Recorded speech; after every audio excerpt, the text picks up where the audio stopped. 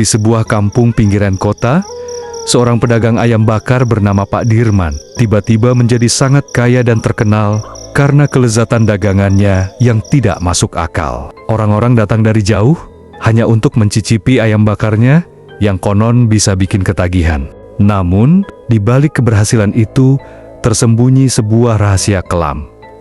Pak Dirman telah melakukan perjanjian pesugihan dengan makhluk gaib bernama Nyai Seret yang menuntut tumbal nyawa manusia setiap malam Jumat Kliwon. Ketika anak Pak Dirman jatuh sakit dan menunjukkan tanda-tanda kerasukan, semua mulai terbongkar. Satu persatu, warga mulai curiga, terutama seorang pemuda alim bernama Jaka yang mencoba membongkar kejanggalan di balik bisnis ayam bakar itu. Teror demi teror gaib pun muncul. Dari suara ayam yang menangis tengah malam hingga penampakan makhluk hitam di dapur Pak Dirman. Azab datang saat Pak Dirman mulai menolak memberikan tumbal. Ayam-ayamnya mati membusuk, api pembakarannya berubah jadi darah, dan pelanggan mulai kerasukan saat makan. Kini, bukan hanya bisnis yang terancam, tetapi juga nyawa seluruh keluarganya. Warung ayam bakar Pak Dirman selalu penuh sejak 3 bulan terakhir. Warung sederhana yang terletak di pinggir jalan desa Karangjati itu kini tampak mencolok. Dengan tenda merah besar, spanduk menyala-nyala bertuliskan ayam bakar super lezat dijamin ketagihan, dan aroma daging terbakar yang membuat siapapun tergoda meski baru lewat. Namun, tak banyak yang tahu. 3 bulan lalu warung itu hampir bangkrut. Pembeli sepi, ayam sering basi, dan keluarga Pak Dirman nyaris tidak makan. Tapi semua berubah drastis dalam semalam. Orang-orang tak tahu bahwa malam itu Pak Dirman pergi ke hutan karet tua di sisi selatan desa. Ia membawa seekor ayam jago hitam, segelas darah kambing, dan secarik kertas bertuliskan, "Aku serahkan semua demi kekayaan. Tumbal nyawa akan aku siapkan." Di tengah sunyi dan bau getah, sosok perempuan berselendang merah keluar dari bayangan pohon karet. Kulitnya pucat kehijauan, matanya merah menyala. Ia adalah Nyai Seret. "Apakah kau siap menerima kekayaan dengan harga nyawa?" tanyanya dingin. Pak Dirman menelan ludah. "Asal warung saya ramai, saya rela. Setiap malam Jumat Kliwon, 1 nyawa harus mengalir. Jika tidak, arangmu akan berubah menjadi bara neraka." Ia mengangguk. Perjanjian dimulai. Sejak malam itu, warung Pak Dirman selalu penuh. Pelanggan datang bahkan dari luar kota. Ada yang datang karena rasa ayamnya yang tak wajar lezatnya. Ada yang bilang setelah makan, mereka merasa hidup mereka lebih ringan, lebih bahagia, dan entah kenapa ingin kembali. Pak Dirman tak lagi membeli ayam dari pasar. Ia mendapatkannya entah dari mana. Tapi tetangga pernah melihat truk kecil berhenti di belakang rumahnya tengah malam. Bau amis dan darah menyengat dari bak belakangnya. Istrinya, Bu Lastri, mulai gelisah. Putra sematawayang mereka, Randy, mulai sering sakit. Panas tinggi, menggigil, dan bicara sendiri. Kadang-kadang, saat malam tiba, Randy berdiri di dapur dan berbisik pada api, "Nyai, sudah ku beri." Bu Lastri menangis. Tapi Pak Dirman tak menggubris. Ia justru menambah jumlah ayam bakar yang dijual. Lebih banyak pembeli, lebih banyak uang. Namun, lebih banyak nyawa harus dikorbankan.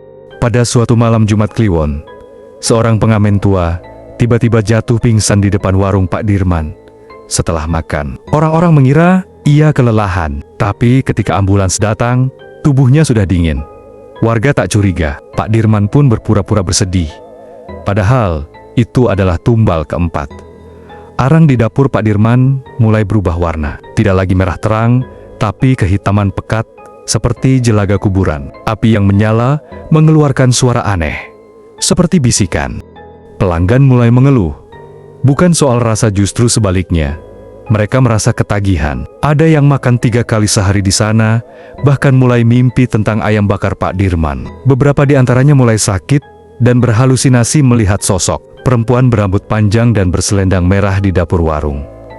Tapi warung tetap ramai, dan Pak Dirman tetap membakar ayam dengan senyum penuh dosa. Tak semua korban adalah gelandangan. Saat tumbal kelima diperlukan, Pak Dirman tak menemukan siapapun.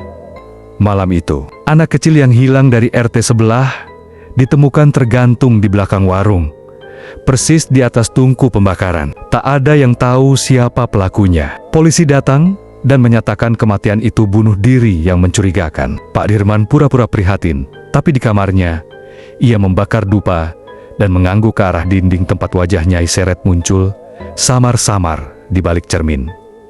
"Kau telah penuhi," suara Nyai Seret mengalun. "Tapi satu malam kau lalai, arangmu akan bernyawa." Dan kutukan itu pun mulai terasa. Minggu malam, seorang pelanggan yang makan di warung mendadak kerasukan. Ia menjerit dan mencakar wajahnya sendiri. "Ayam ini daging anak kecil." Warga panik. Pak Dirman menyuruh orang itu dibawa ke dukun. Tapi malam berikutnya, kejadian serupa terulang. Kini 3 orang kesurupan sekaligus. Mereka semua berkata hal yang sama. Nyai Seret datang. "Ayam ini bukan dari dunia ini." Bu Lastri sudah tak tahan. Ia mencoba kabur membawa Randy, tapi baru keluar dari rumah, mobil yang mereka tumpangi menabrak pohon. Randy selamat, tapi Bu Lastri koma. Pak Dirman putus asa. Ia memohon pada Nyai Seret agar keluarganya tak dijadikan korban. Tapi Nyai Seret hanya tertawa. "Kau telah buka pintu. Kini bara neraka itu harus menyala selamanya." Randy mulai menunjukkan gejala yang mengerikan. Ia sering terbangun pukul 2 pagi, berjalan ke dapur, dan menyalakan tungku tanpa alasan. Kadang ia tertawa sendiri sambil memegang pisau. Kadang ia berbicara dalam bahasa yang tak dimengerti, sambil menyebut-nyebut nama-nama orang yang pernah mati setelah makan ayam bakar ayahnya. Jaka, seorang pemuda pesantren yang juga tetangga Pak Dirman, merasa curiga. Ia mengamati bahwa setiap malam Jumat Kliwon, asap dari warung Pak Dirman menjadi hitam pekat dan mengarah ke langit. Suatu malam, Jaka mengintip dari belakang. Ia melihat Pak Dirman membakar sesuatu yang bukan ayam, lebih mirip daging manusia. Sosok berselendang merah berdiri di pojok dapur, menatap Jaka dengan mata api. Jaka lari terbirit-birit dan memutuskan, sudah saatnya menghentikan kegilaan ini. Jaka mengajak 2 orang temannya dari pesantren, Ustaz Farid dan Pak Darto, mantan dukun yang kini bertaubat. Mereka melakukan pengintaian dan pengamatan spiritual. Ternyata benar, warung itu kini menjadi semacam gerbang bagi energi gaib.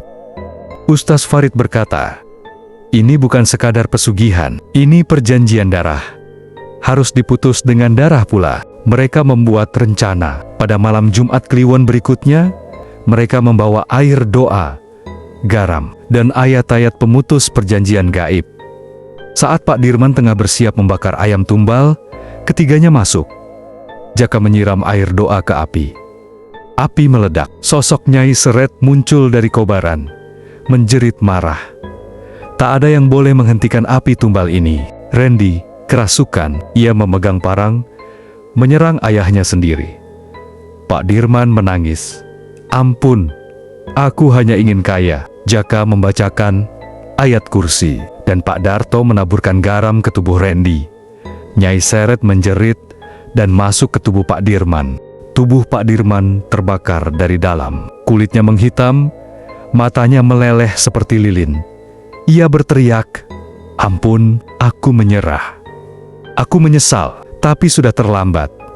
Nyai Seret mengambil seluruh tubuhnya sebagai wadah, lalu meledak menjadi asap hitam yang memenuhi warung.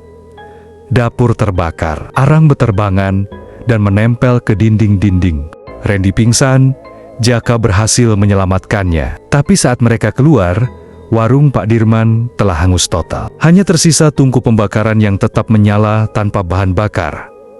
Warga berdatangan. Mereka melihat warung yang dulunya ramai, kini menjadi puing.